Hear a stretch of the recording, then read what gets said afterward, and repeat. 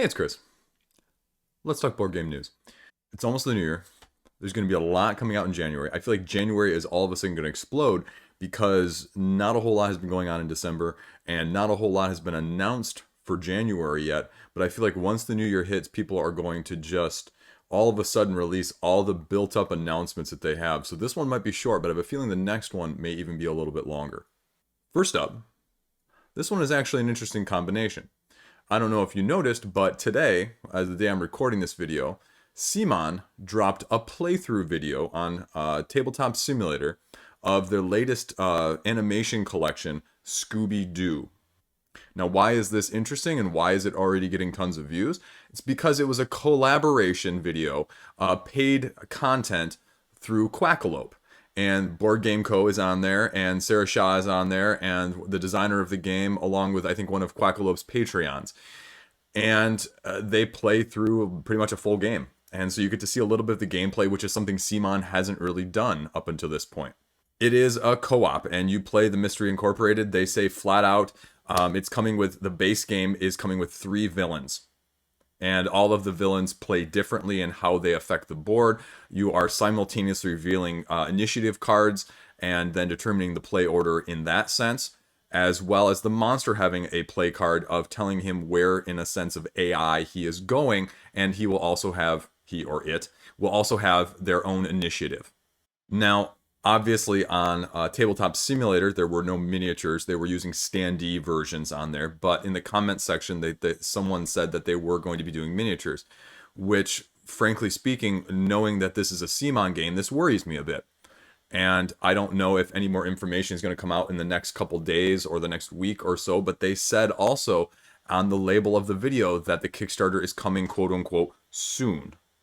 So I would imagine that means within 2 to 3 weeks at most, probably on a Tuesday at 3 o'clock in the afternoon. How do I feel about this right now? Frankly speaking, I'm a little bit less excited. My expectations are a bit tempered, and with 3 villains, I just feel like this is probably going to be villain mania in terms of the stretch goals. And I have to wonder, how are these games going to be different when you have the Teen Titans and the Looney Tunes? Are they all going to be variations of the same type of co-op game? Is one game going to be head-to-head like Looney Tunes? Teen Titans? How are these going to be different? And so are we going to be seeing more paid promotion slowly leak out from CMON over the next week or two? It'll be intriguing to tell. I didn't see anything stand out in the video that made me go, wow, this is innovative, or wow, this is capturing me. I mean, it seemed fun. It seemed like they were having a good time. It seemed pandemic-esque, horrified-esque, if you will, in terms of the management as you're trying to build traps before the monster can put enough of his monster tokens out there. 1 way to win, as they said on there, and 3 ways to lose. So is the difficulty going to be difficult enough, or is it going to pander more to the easier side of that demographic, as some of these games tend to in the mass market? I don't know. It wasn't a big enough look or a more in-depth look until we see more information in general to be able to assess that. Seeing now some of the gameplay, I don't know what sort of other stretch goals that they're going to have. Are they going to put additional traps, additional endgame stuff, additional just cards? I don't really know. I don't really know where the exclusives are going to come from. Or is this going to be a very unique CMON Kickstarter where they don't put a ton of stretch goals in it? It's more daily unlocks with sort of the approach that they took with their comic book Kickstarter, which had very limited goals in the first place. The second big news of the week is something I just saw on Twitter. All or Nothing Productions, from the line of Kilforth, is putting out a new Kilforth game on Kickstarter coming this summer. Call to Kilforth. What does that mean? What does it actually entail? Is it a standalone expansion? Is it just in the world of Kilforth? Is it another expansion to the games that are already out there, so you have just more of the same thing? I mean, you know the artwork's going to be tremendous. It's going to be heavy solo 1 to 2 player, as the previous ones do really well with. And it'll be interesting to see what other twists they can add to that genre or that game from their line already to make it stand out again, as opposed to just more of the same thing. I mean, if it's more of the same thing, you're going to get the crowd that is already heavily invested in them. But also at the same time, I think you'd be trying to get new people in with a product line as well. So how is it going to manage to do both of those things? Or is it going to try? I don't know. Primal The Awakening has officially announced that their Kickstarter is going to be in January of 2021. So for all of us who have been waiting to see what Reggie Games is putting out there, we'll finally get our answers sometime in the month of January. The problem with that, the blessing and the curse, I guess you might say, the blessing is that of the two, I would say that this one is probably overall more anticipated. The problem is, how are you going to be able to compare them if they are running drastically different timetables than each other? And does Primal The Awakening, does that influence how Monster Hunter does anything? And based on the relatively positive reception of Devil May Cry, as well as their recent Kickstarter of Bardsong, how is that going to translate into Steamforge and their funding when they finally launch the campaign? So next up, actually, is Nemesis Lockdown. Now, why am I talking about a Kickstarter project that's already completed and in the process of fulfilling? It's because the recent update that they just announced today is that they have had to delay the Wave 1 shipping. Now, why did they have to delay the Wave 1 shipping? As you can see here, they talk about two reasons.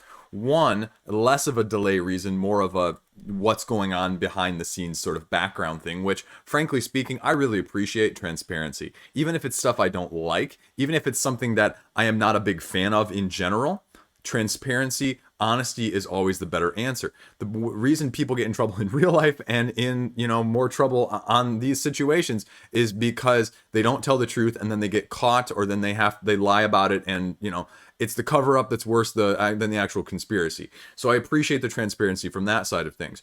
So what they said is basically, long story short, there aren't enough shipping containers, and so they had to pay 300 to 400% higher shipping costs because of the lack of total shipping, because of people just not bringing in more containers into China where they're shipping things out of. So that's one thing. And so they talk about how that may affect the little surprises that Awaken Realms tries to put in their games for future projects, with the Etherfield deck of cards and the ISS Vanguard art book and that sort of thing.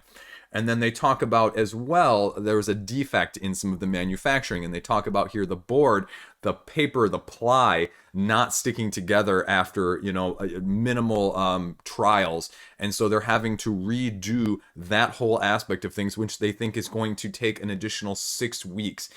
And that means you're going to be after the Chinese New Year, which means you're talking maybe even as late, early, end of March, early April, what they say.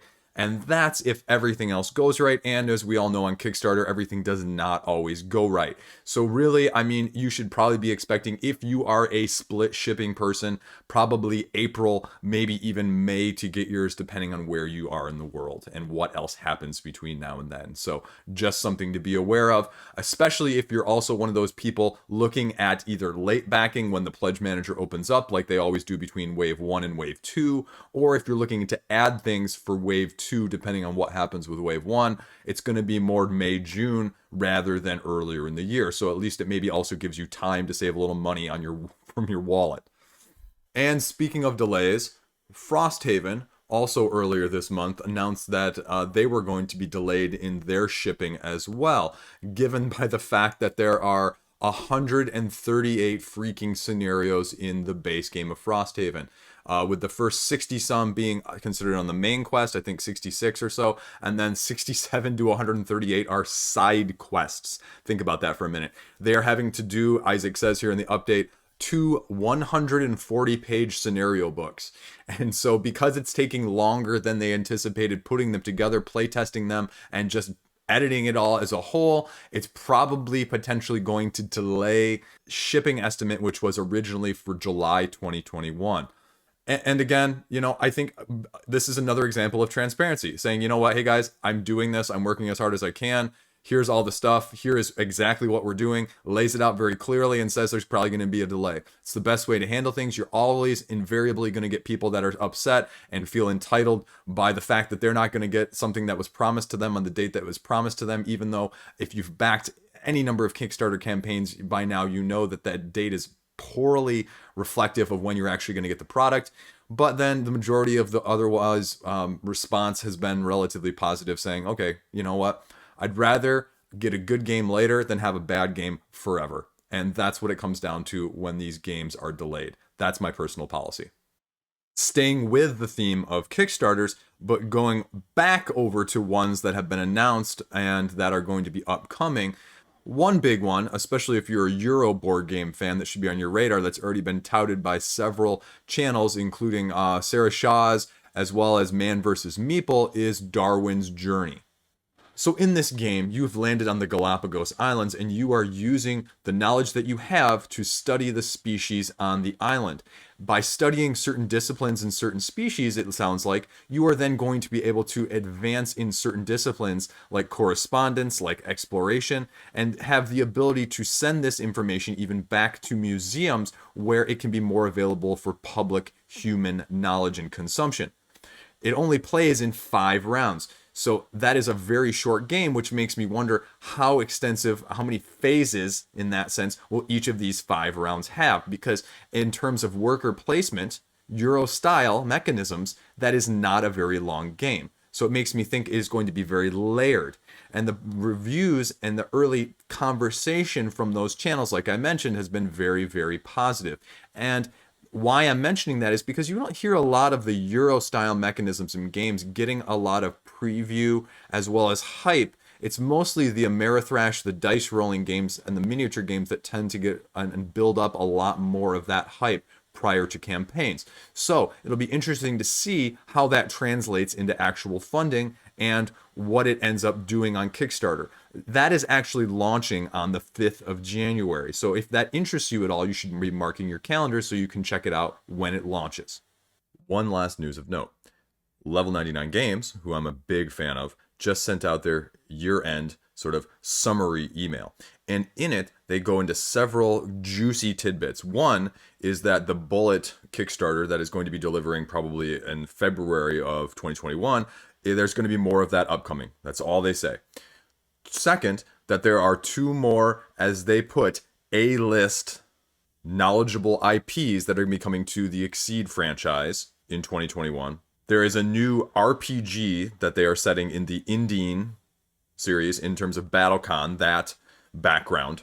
But the most exciting news, potentially, we'll see what happens with this, is that they have finally given 7th Cross, the long-anticipated Castlevania Vampire D-esque campaign-style open sandbox type game, a Kickstarter date tentatively for October 2021, which means we'll be lucky if we get it by 2023. So just thought I'd throw that out there for all of you other fanboys. We'll see what ends up happening with it. So take that for what you will. I'm going to be putting out shortly my list of best 2020 games new in 2020, and then also my favorite games that I played in 2020 for the first time. Why am I mentioning that? Because people are starting to compile a list of the usual suspects. There's a Board Game Geek list, actually, that is compiling a meta, and it's got a lot of the usual suspects if you've played any of the ones that have come out this year, or you've seen them because they've gotten the hype and the hotness. Things like Calico, things like Dune Imperium, things like Tekhenu, The Crew, Viscounts of the West Kingdom, as well as Search for Planet X, Fort.